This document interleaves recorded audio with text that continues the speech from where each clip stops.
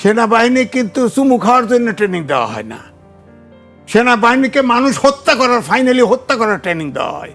ওই বেটায় ডাক্তার শিক্ষিত হয়েছে, তার বডি ক্যামেরা রয়েছে, ওই যে এমপি তার বডি ক্যামেরায় সব রেকর্ড হচ্ছে। ওই বেচারা তাকে ছাড়া কোনো কথা বলে নাই। তাকে বলা হয়েছে তার নিরাপত্তা দেওয়া হবে খালি আর্মসটা নিয়ে ভিতরে না ঢুকলে, ওটা তাদের বারণ আছে। আপনার সব জায়গায় এটা তো বোঝা যাচ্ছে যে আমাদের ক্ষমতায় গেলে তো ক্যান্টনমেন্ট তো উড়াই দিবে।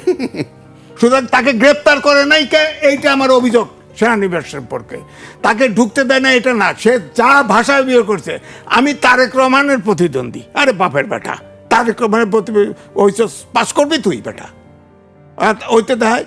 আর তার বলছে তো আপনি অস্ত্র রেখে যান, অস্ত্র রাখার একটা এমপি বারবার তাকে ছাড় বলে কত বিনয়ের সাথে করতেছে, সে যাবেই।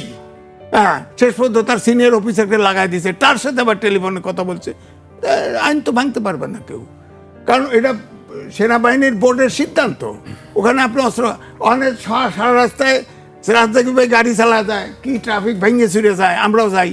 ক্যান্টনমেন্টে হান্দার ঢুকলেই, জাহাঙ্গীর গেটে ঢুকলেই তো সোজা হয়ে যান, আর তো থাকেন না। এই বেটা এমপি দাঁড়াইছে, সোজা হয় না, ওরে ঘেটটির দেওয়া লাগে, ওকে গ্রেপ্তার করা উচিত ছিল। গ্রেপ্তার করে বুটের গুতায় ওরে আক্কল দিয়ে দেওয়া উচিত ছিল, ছেড়ে দিয়েছে কেন ওকে? এখন আবার দুঃখ প্রকাশ আছে নাকি?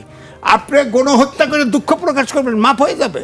আপনি ক্যান্টনমেন্টের গেট ভেঙে দিতে চান, আপনি মাপ করে দেবেন? ওকে মাপ করবা হয় না, ওকে গ্রেপ্তার করা উচিত এবং ওকে বুট দিয়ে ফেসানো উচিত, যাতে সারা দেশের 18 কোটি লোক বোঝে সেনানিবাসে এটা করা যাবে না, সেনানিবাসকে বিতর্কিত করা যাবে না। আমাদের শেষ আশ্বাস যেমন বিচার বিভাগ, তেমনি সেনানিবাস। আপনি সেনাবাহিনী যা তছনছ করে গেটের ভিতরে কতক্ষণ বলে ঝগড়া করছে, কিন্তু কেন? ওর তো বেটার খেয়ালই নাই যে বডি ক্যামেরা আছে, এখন ইলেকশনেও বডি ক্যামেরা কিনছে, দিবে। কিন্তু এই সরকারও চিন্তা করছে, ইলেকশন কমিশন, ওই বেচারা ট্রেনিং আছে, ও তো বডি ক্যামেরা সব ভিডিও করে ফেলছে। ডক্টর ইউনূস বলতেছে তরুণরাও জিতবে, মন্ত্রীও হবে। হ্যাঁ, এবং সব সময় এ যাবৎকাল দেখছি জামাত এনসিপি একসাথে বললেই সেই কথাই বাস্তবায়ন হয়।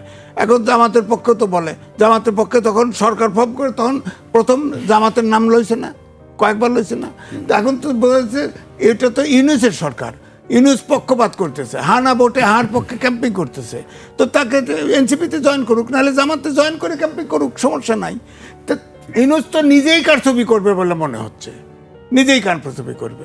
সুতরাং এই সন্দেহ তো আমার ভিতরে আসতে পারে, রাজ্জাকি সন্দেহ না আসে। উনি অ্যাডভোকেট মানুষ, ওনার তো যত ঝামেলা বাঁচবে উনি তো ক্লায়েন্ট পাওয়া যাবে তত। আমি তো ঝামেলা দেশে, আমি তো ঝামেলা দেশে, সুতরাং সন্দেহ। এখন বলেন ওইখানে একবার এনসিপির এক নেতা, নাম বলবো না, বলছে প্রয়োজনে আমরা সেনানিবাস উড়ায় দেব। তখন আমি যে কথা বলছিলাম সেইটা আমি বলতেছি।